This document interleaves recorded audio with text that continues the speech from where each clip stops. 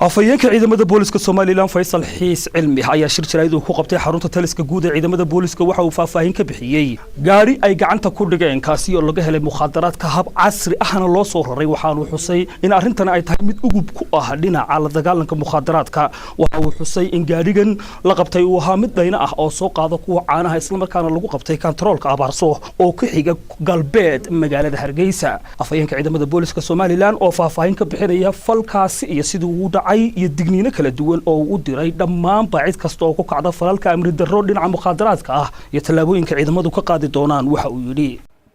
shalay oo bishu ahayd 9 bishii labaad goolay saacadu ahayd 2:00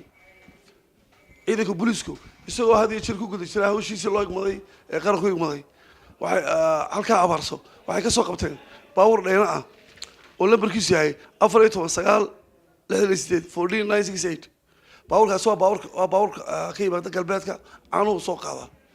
وحلا سو دخلي مخدرات يعني اسبيرتو الا افرت كان اي لا سو دخلي او نقول الى 8 تلو اركلا وحلا سو دخلي عاني dadka laga dhex iibinay ciidanka booliisku soo ku guday jiraa hawshiisi ay gacanta ku soo dhigeen ninkii watay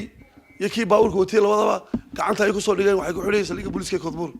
waxaana si degdeg loo horgeyn doonaa hadii la yiraahdo maxkamadda iyo xeelanaanta dawladda hadda ka hor ciidanka booliisku waxay qabteen niman farmasiyada oo dhalinyarada ka iibin jiray xidhmooyin isbirta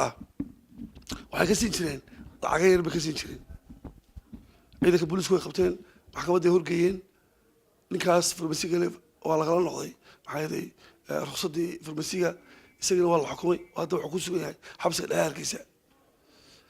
dadweynaha gaadiidleyda halkan waxaan uga digaynaa inay waxay soo qaadeen iska hubiyaan